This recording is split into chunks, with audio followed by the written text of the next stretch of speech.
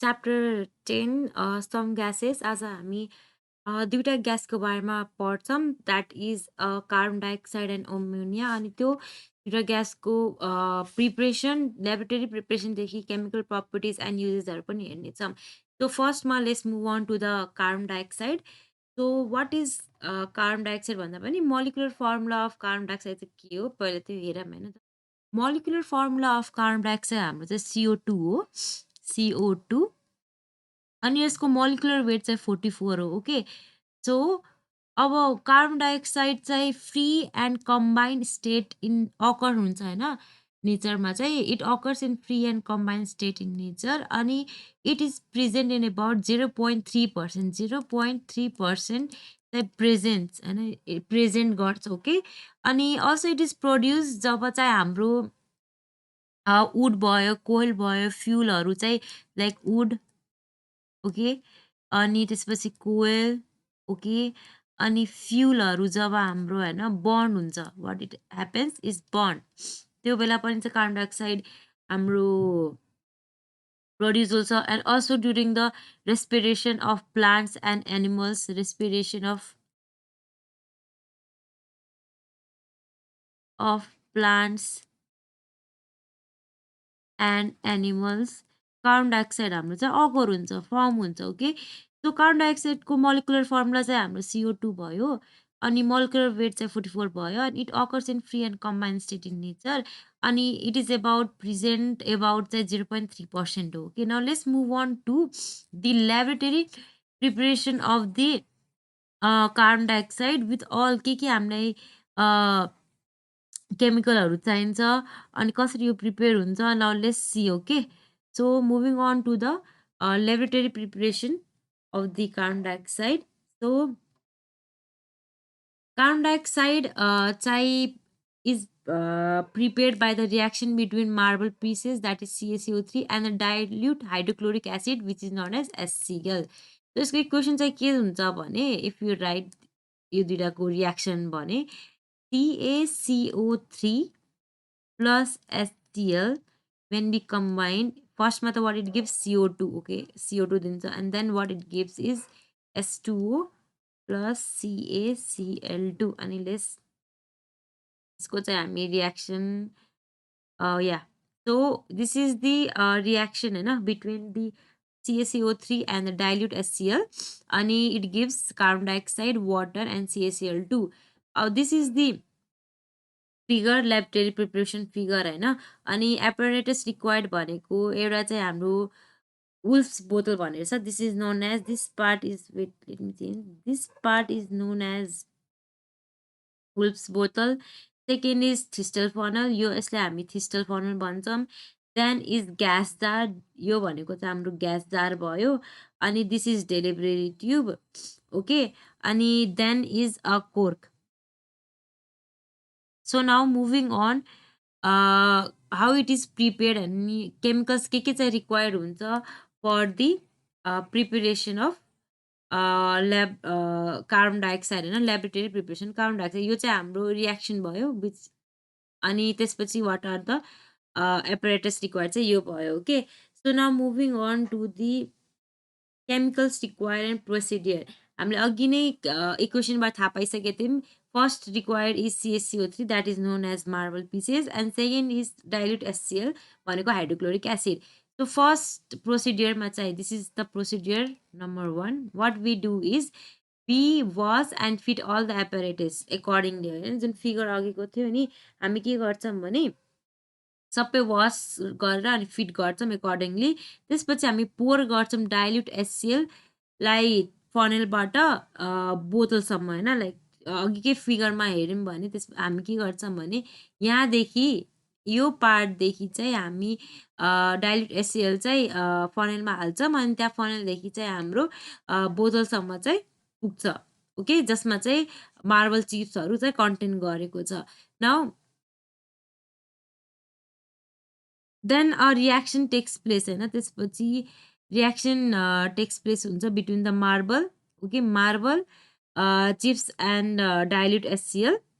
So के हुन्छ भने brisk effervescence effervescence take place हुन्छ होइन due to the reaction between the marble and chips dilute HCl त्यसपछि then the CO2 form हुन्छ अनि जुन चाहिँ कलेक्ट गरेको हुन्छ ग्यास जारमा by the upward displacement of air upward displacement of air भनेको चाहिँ यो ग्यास जार हो यहाँदेखि छ अनि ग्यास कार्बन डाइअक्साइड चाहिँ हाम्रो हेभियर हुन्छ होइन यहाँ कार्बन डाइअक्साइड बढ्दै जान्छ ओके अनि जुन अलरेडी ग्यास प्रेजेन्ट हुन्छ नि द्याट गोज अपवर्ड के त्यो चाहिँ माथि जान्छ मिनिङ अलरेडी प्रेजेन्ट ग्यास चाहिँ यहाँ माथि जाँदै जान्छ अनि कार्बन डाइअक्साइड चाहिँ यहाँदेखि फिल हुँदै हुँदै हुँदै जान्छ ओके यहाँदेखि फिल हुँदै जान्छ अनि अरू एयर चाहिँ माथि अपवर्ड डिस्प्लेस हुँदै जान्छ so this is the preparation of or procedure of the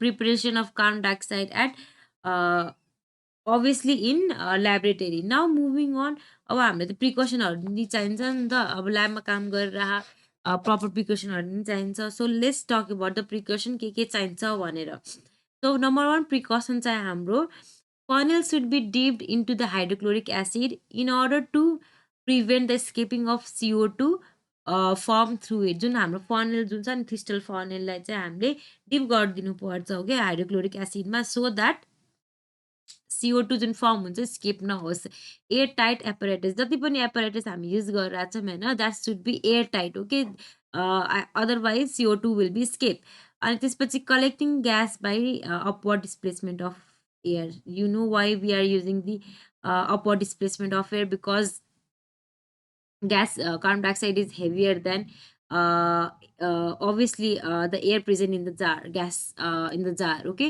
so this is the precaution जुन हामीलाई युज गर्नुपर्छ जुन हामीले ध्यान दिनुपर्छ होइन for preparation of carbon dioxide in laboratory मात्रै होइन अरू पनि प्रिपरेसनहरू पनि छ होइन कार्बन डाइअक्साइडको not only which has been explain now त्यो बाहेक पनि अरूहरू पनि छ होइन लेट्स सी अरूहरू के छ भनेर other methods first method is by burning carbon in air so by burning carbon in air भनेको चाहिँ कार्बनलाई हामी एयरसँग बर्न गर्दा what it forms is carbon dioxide form हुन्छ okay so when we burn carbon in air it forms what carbon dioxide त्यसपछि हाइड्रोकार्बनहरू जस्तै CH4 ओके यसलाई हामी चाहिँ if we burn what it gives obviously CO2 plus water दिन्छ होइन अनि यसलाई चाहिँ हामी ब्यालेन्स गरौँ ओके यता 7 हुन्छ यहाँ यो भयो then 4 and then 2 so yeah when we burn hydrocarbon होइन इन एयर त्यो बेला पनि कार्बन डाइअक्साइड फर्म हुन्छ and also the by reaction between the carbonates and bicarbonates with acid जस्तो कि let's take an example of carbonates NaCO3 अनि यसलाई चाहिँ एसिडमा चाहिँ इफ हामीले रियाक्ट गऱ्यौँ भने what it give is NaSO4 plus H2O and of course carbon dioxide so अरू in spite of using laboratory method अरू पनि मेथड छ बर्निङ विच अहिले चाहिँ हामी डिस्कस गरेको बर्निङ कार्बन इन एयर त्यसपछि burning of hydrocarbon in air त्यसपछि by the reaction between carbonates and bicarbonates with acid so this is the other method of the carbon dioxide preparation now अब हामीले carbon dioxide कसरी prepare हुन्छ होइन अनि के apparatus अनि प्रोसिडियर ल्याबोरेटरीमा बुझ्यौँ प्रिकसन बुझ्यौँ and then we know the other method होइन न लेट्स टक अबाउट उसको फिजिकल प्रपर्टिज र केमिकल प्रपर्टी चाहिँ के हो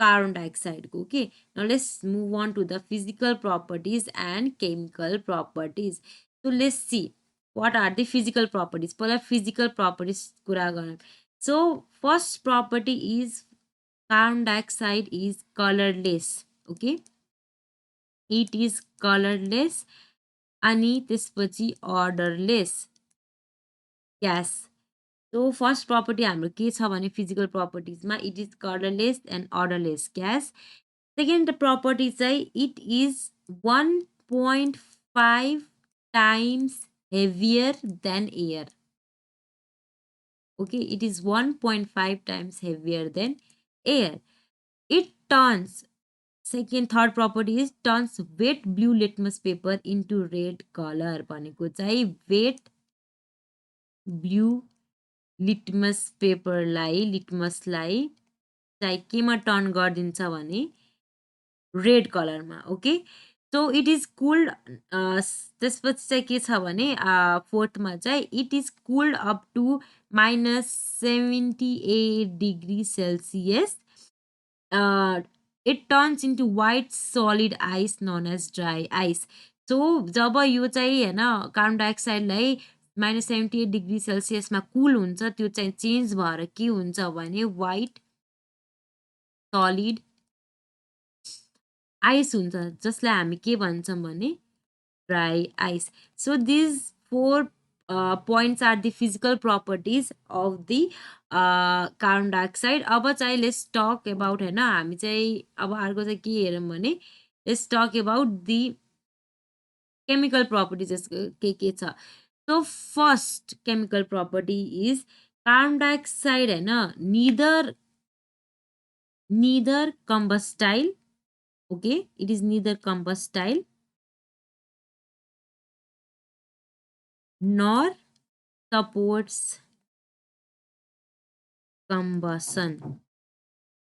So first chemical property मा चाहिँ के छ भने carbon dioxide is neither combustile nor supports combustion.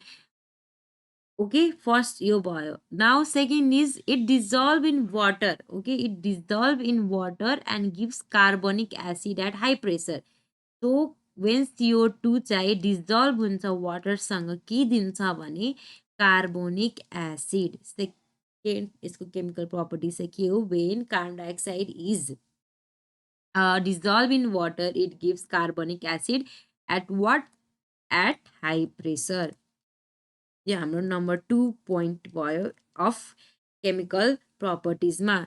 Now number 3 property चाहिँ के हो भने carbon dioxide with presence in water होइन, वाटरको like carbon dioxide with water in presence of sunlight and chlorophyll it forms carbohydrate. भनेको चाहिँ जब carbon dioxide होइन कम्बाइन हुन्छ वाटरसँग प्रेजेन्स अफ लाइट, एचबी भनेको लाइट हो, अनि त्यहाँदेखि chlorophyll what it gives is carbohydrate भनेको चाहिँ C6H12O6 plus O2. So let's balance it. यता 6 हुन्छ अनि यता पनि 6 हुन्छ होला अनि यता पनि 6 हुन्छ. So yeah everything is balanced. So हाम्रो थर्ड प्रपर्टीमा के छ भने जब कार्बन डाइअक्साइड होइन वाटरसँग रियाक्ट कम्बाइन गर्छ presence of sunlight and chlorophyll it gives carbohydrate and oxygen. So यो हाम्रो चाहिँ थर्ड पोइन्ट भयो of chemical properties. Last point चाहिँ हाम्रो चाहिँ के छ भने इट फर्म्स होइन urea with the help of ammonia. So जब कार्बन डाइअक्साइड एमोनियासँग रियाक्ट गर्छ त्यो बेला के दिन्छ भने यसले चाहिँ युरिया दिन्छ. युरिया भनेको चाहिँ यसको फर्मुला भन्यो भने NH2 अनि त्यसपछि CONH2 प्लस H2O. सो यो भनेको चाहिँ युरिया. हाम्रो फोर्थ केमिकल प्रपर्टी चाहिँ के हो भने जब कार्बन डाइअक्साइड होइन जब हाम्रो कार्बन डाइअक्साइड एमोनियासँग रियाक्ट गर्छ एट एबाउट कति 1500 डिग्री टेम्परेचरमा अनि अन्डर सर्टन प्रेसरमा यसले चाहिँ युरिया फर्म गर्छ. These are the 4 chemical properties of the carbon dioxide. So एकचोटि फेरि रिपिट गर्छ होइन, carbon dioxide is neither combustible nor support combustion. Second point is जब कार्बन डाइअक्साइड वाटरसँग हाम्रो कम्बाइन हुन्छ it gives nothing but the carbonic acid. त्यसपछि carbon dioxide र वाटर थर्ड पोइन्टमा जब in the presence of light and the chlorophyll it gives carbohydrate. And last job carbon dioxide एमोनियासँग react गर्छ at the temperature of 15 degree centigrade and under certain pressure यसले चाहिँ urea form गर्छ. So this is the 4 chemical properties and these are the 4 physical properties. So we know the properties of the carbon dioxide. Now let's talk about what are the uses of the carbon dioxide. So uses of the carbon dioxide obviously हाम्रो first use त के हुन्छ भने photosynthesis. For sure photosynthesis हुनलाई चाहिँ obviously we need what, carbon dioxide. And त्यसपछि second point is our manufacture के अरे युरिया र वासिङ सोडा म्यानुफ्याक्चर गर्नलाई कार्बन डाइअक्साइड चाहिन्छ. It is use as fire extinguisher. So now it is not combustible nor combustion होइन. यसले चाहिँ के गर्छ भने यसको युज एज फायर एक्सटिङ्ग्युसर कसरी हुन्छ भने हामीले अघि उसको प्रपर्टिजमा हेर्दा चाहिँ 1.5 टाइम्स हेभियर देन एयर छ. ओके, हेभियर देन एयर छ. सो यसले चाहिँ के गर्छ भने रिड्युस गरिदिन्छ फ्लेमलाई होइन, बाई डिस्प्लेसिङ दि एयर या अक्सिजन. एयर र अक्सिजनलाई चाहिँ डिस्प्लेस गरेर आफू त्यहाँ गइदिन्छ होइन, सो द्याट त्यहाँबाट चाहिँ के अरे जति पनि फ्लेम हुन्छ नि कम हुन्छ अनि can be use as a fire extinguisher भन्ने बुझ्यो नि होइन. 5 टाइम्स 1.5 टाइम्स हेभियर भएर हो. So it is use as किन डिस्प्लेस गरिदिन्छ अक्सिजनलाई. Also, it is used in fourth point is manufacture of sugar in the sugar with the from the sugar can. Sugar can but the sugar and manufacture of sugar from the sugar can. Carbon डाइअक्साइडको use हुन्छ अनि also use as a medicine for pneumonia. न्युमोनियाको लागि पनि यो use हुन्छ. So these are the 5 uses of the most 5 common uses of the carbon dioxide. So we know about all the properties and chemical physical properties and laboratory preparation of the properties. Now we will be seeing the about another gas that is known as ammonia.